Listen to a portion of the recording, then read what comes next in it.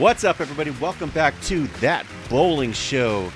Joining me for episode 2, Vice President of Operations at BowlersMart, Andrew Adler. Hey guys, how you doing? Radical staffer, Jim Nemeth. Hey, what's going on, guys? How we doing? And DVA regional staffer and owner of Zookie's Pro Shop, Jason Zook. Morning, guys. And of course, yours truly, if you've never seen me before, my name is Chris Beans, Editor-in-Chief at BowlersRant. Here for the late show to discuss all things that are funny and related to bowling. Jim Nemeth, what do we got today? So, courtesy of BowlersMart, who gave us an opportunity to go into the vault and maybe get some of their content, I was able to pull some stuff down. That's right, I did. And so I want to kind of see what our take is. Without further ado, let's go ahead and kick this off, shall we? I like it. All right, what's our take? Which changed the sport most, gentlemen? Ooh. Excalibur, the Bolt, the Gold Rhino Pro, or the Turbo X? Oh. Okay, so first of all, you cannot discount the Excalibur, right? First reactive resin ball. The ball came back sideways, while everyone else was still using urethane. It's got to be the Excalibur. I mean, maybe the most iconic out of those is the Gold Rhino because of, what Roy Munson did with it, in the stadium. But as far as performance-wise, it's definitely the Excalibur. Completely changed the game. What was interesting is because being a lifelong person that bowled here in Tampa, Excalibur barely cracked into Tampa. And when I say barely cracked in, we had so many more Turbo X's and Rhino Pros, and only just a few people were throwing that Excalibur. And so, believe it or not, it's almost like you felt like the Turbo X and the Rhino Pro had dropped just at the same time the Excalibur was. And that was the really weird thing about it is we never really saw that Excalibur. I mean, and now the folklore of what it is, absolutely the Excalibur, but I lean on that Gold Rhino Pro because back then, it did some dumb things on the lane. Oh, there's no doubt. I tend to think that the Excalibur kind of takes the cake on this one, though. I mean, it forced people that were involved in the sport to change everything they were doing to adapt to that technology because it was so much different than everything else that was out there. So I don't think you can deny that it caused the industry to change. Whether or not it hit every market in the United States or in the world, some things sell better in certain places than others, but to change the sport as a whole, I think is groundbreaking for it. It is, give credit where credit's due. I'm not going to lie, though, the Gold Rider Pro looked like the best of the bunch. That ball had shelf appeal for days. If you guys have any comments, what do you think about this one? Drop us a comment. All right, so moving on to our next topic. Here we go, guys. This will be a tough one. My favorite ball ever is, or was. Is that a 3D offset? Oh, let me let you see that again. Yes, that is a 3D offset. That's a Mopinel special. That is a Mopinel special. All right, gentlemen, what's your favorite ball? Go ahead, Beans. Tell them what your favorite ball is right now. Oh, the ones between my legs. Oh, Lord. Wait, aren't you married? I'm out. Did you ask your wife for those to come back? Okay, so first of all, I'm not gonna lie. The Danger Zone SE Black Ice. I'm not gonna lie. That's probably my favorite ball. That was a Power Coil 2016. Now I liked the remake better than the original because it had the oversized light bulb weight block, medium RG, and that was a ball that on a house condition just always struck. I think for me, I would say the Melee Jab, the OG. I strike a lot with it, and then they came out with the SE, and it's my current favorite too. I probably would say my favorite bowling ball was the Game Breaker. If I had to choose between, there are two bowling balls that just stick out for me, and one was the Ebonite Game Breaker, and one was probably one that nobody really thinks about. It was the Storm Paradigm, and Zook knows because I remember drilling one. He's been around for a while, so that ball Fruit came out Loops. like in 2005. It smelled like Fruit Loops, which was reason number one why it was amazing. Two, that ball it just struck on everything for me. And then I got the year after that, I got the Game Breaker, and I went through a ton of those bowling balls, and it was fantastic when it came out. So, Nemeth. This is tough. This is Because like picking a child. you weren't always radical. You used to I throw was some other not stuff. always radical, and trust me, my game breaker is still sitting tucked away in an unknown place where, for one day that may never come. But I would definitely say, and I think everybody will attest, I think the Guru Mighty has done me quite well. It's the most awkward moment when I've said I've personally bought 5 of them. 5. Like legitimately, in addition to the one that I got from Radical, I went and I scoured every BowlersMart known to man, and I found as many Guru Mighties and Xeno Pearls. But that Guru Mighty, it didn't matter what pattern was out there. I could actually pretend like I was Jason Zook and actually get like 2 boards left of the big dot and play a little bit deeper than my normal straight up 10 because of the fact that I don't have any rotation. That's pretty cool if it lets you play 14 to 8. This is left I to can't right get to movement. I can't get to that wow. Adler sweet spot, which is what, 23 to 12. It's 18 to 10 player. There we 18 go. to 10. Yeah, Adler 18 can to loop it. 10. I've Yeah, seen him you even do destroy the it. same thing on Fresh at Nationals. How's that work? Sometimes the things just happen. You just hope the pins get in the way of the ball, right? Yeah. Now, of course, Like if you're watching, this is a highly contested question. Let us know what your favorite ball ever was. Drop us a comment. Absolutely, because we didn't even mention Black Widows. We didn't mention Blue Vibes. And that's the thing, like Virtual gravities. We're just 4 people, and bowling ball. There are so many different bowling balls that have come out over the years, and I truly believe that there isn't a bad bowling ball. Like there are bowling balls that work for certain people, and certain styles and certain games, but I don't think there's genuinely a bad bowling ball. Did you ever throw the Ebonite Tombstone? No. Oh, that thing was a sanded pebble. When did it come out? Oh, that's right. You're about in elementary school. I think it came out in 90... I'm not 57 like you. So moving on to our next topic. What's next? Here we go. Take a re-rack or bowl? Ooh. And that one's not too terrible, but I would probably take a re-rack. If I can see the back row like that, I'd probably take the re-rack. But it's not. Well, if it's league, I'm just throwing it. Yeah. If you're on 23 and 24 of our favorite bowling center. I'm not coming to league that night. Yeah, I'm just gonna donate ahead of time. I'm out. Yeah, I pre-bowled. Yeah. Pencil me in for 900.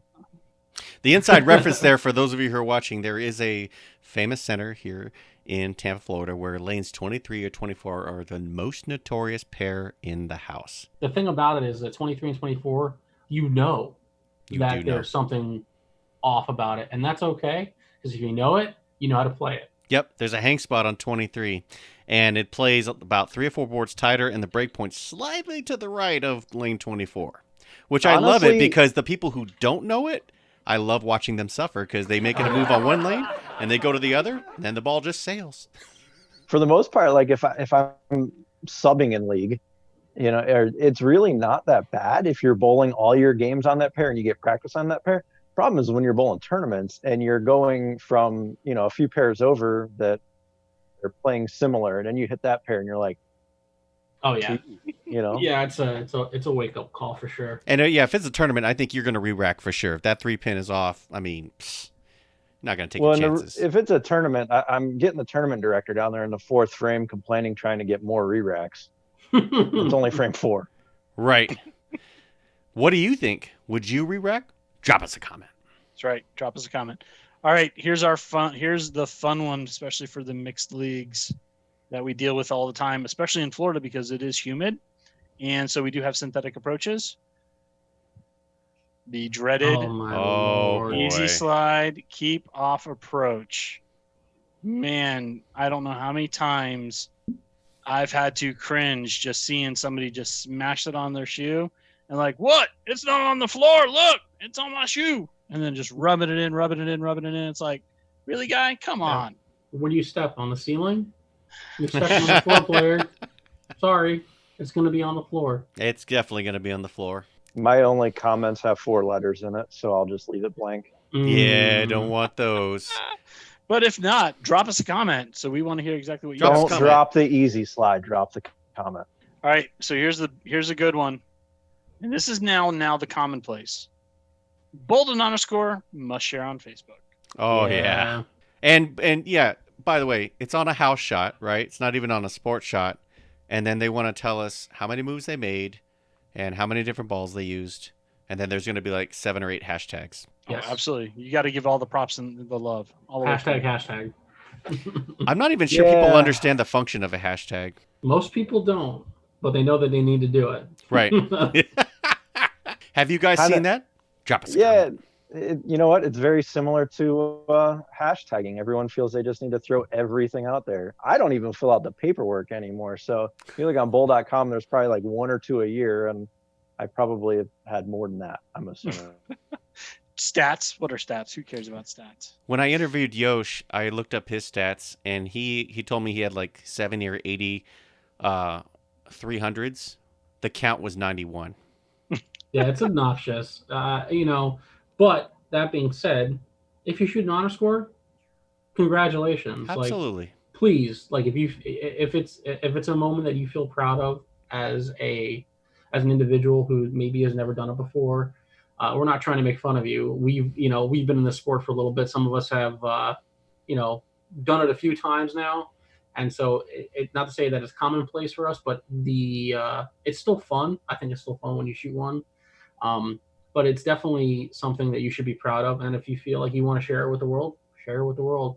You do. Yeah, I still love seeing the person throw their first 300 and they go nuts. I've seen hundreds of them, but it's still pretty cool to see someone shoot their first 300. The first one's always the best. It's usually 10th is kind of normal, 11th is the squeeze, and then 12 is the just gotta let it go. So. Yep. And of course, if you are about to shoot 300, you have the front 11, you're going to catch me filming you because there's a good chance you're going to get 299 if I'm watching you. The black cloud. Yep, the Chris Beans curse is what my buddy Ramos called it. That's beautiful. All right. So now moving on to our final thought, guys, and here we go. Shooting 500 for 3 doesn't constitute a good look. It means you're horrible at making spares. How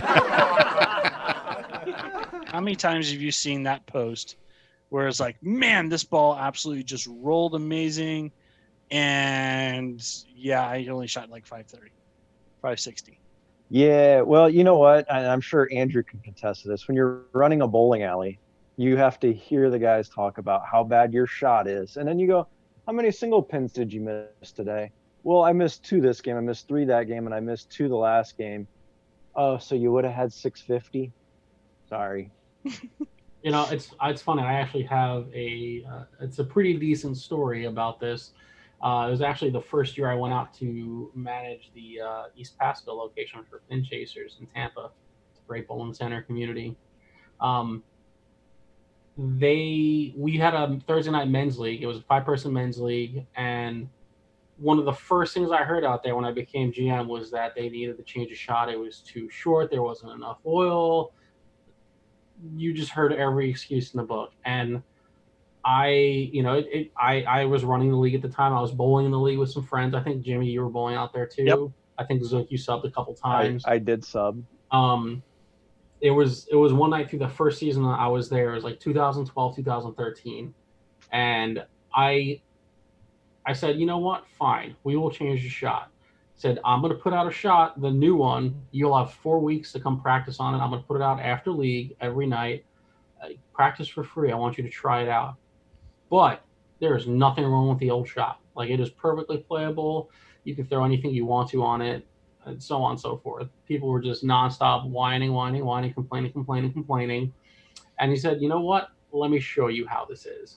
So I took out an old Freeze Hybrid, a low-end entry ball from Columbia. I was on your team when you did it. Wow. And I shoot 854 with that ball on the old house shot. And it still to this day is my high set. And I looked at everybody and I said, do you see a problem with this shot? And that was it. And then I changed the shot the next week. That's fantastic. And of course, you bring up a good point because everyone wants to blame the shot, but nobody ever wants to think about the conditions, especially here in Florida. The shot, you could be on the same pair in the morning, come back 8 hours later in the afternoon, and they're going to play different because of the temperature. Mm-hmm.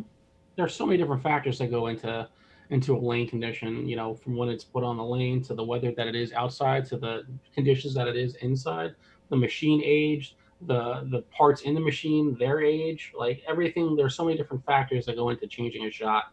But as long as the machine's putting out a consistent pattern, like, don't complain about it. Especially now that you haven't bowled a whole lot, nobody should be complaining about the shot, at least for like 2 months when they come back. And trust me, the bowling centers, when they reopen, they're going to be working on making sure the machines are in top shape for you guys to be taken care of. So give them a little bit of breathing room, make sure you're taking care of them, and enjoy something that we've been missing for months now. And buy extra shots, extra food, and tip your hospitality very, very well. Absolutely. And so with that, I wanted to come up, since we have the bowling centers are now kind of starting to open up. Kind of one of those discussions now is, how are you going to wear a mask? I mean, that's kind of one of those things. So one of the really cool things is we actually have through our BowlersMart and Coolwick. Let me show this. Is this deal of the day? Deal of the day. I love it. Did you know that you can get the honeycomb green or actually any Coolwick headgear mask all in one for $19.95? Ooh, I like honeycomb green. That's what I'm talking about. That's like some sniper stuff right there. Also, if you look, if they can custom print me an Andrew Adler beard one, and I can wear it. Ooh, I can pretend I have facial hair. Yep. Yeah, that'd be cool. And I can pretend I have I can it. donate some. I have plenty. I have plenty. you buy two, you get one 50% off. So absolutely. In fact, if you look on bowlersmart.com, you look into the masks, you're going to see a whole bunch of different options that are definitely available, including some of your favorite brands that you can just simply get all the way through. And they're all available right there. Fantastic. Let us know what you think. Would you wear one mask? Would you wear two masks? Drop a comment. That's right. Yeah. So one of the cool things about those masks, aside from them being able to be used as a facial mask, is that they can be used in a variety of ways as headgear. You can wear them in different ways to hold your hair up, in different ways to cover your face. However you want to do it, there are multitude of ways. If you go onto the website and take a look at them, you'll see a picture on each one of those masks of different ways and different styles to hold it and wear it on your head. So really cool options with those things. Fantastic, and free shipping as always to the Continental 48. Alrighty, that wraps it up for today. Everybody, have a good one. Take it easy.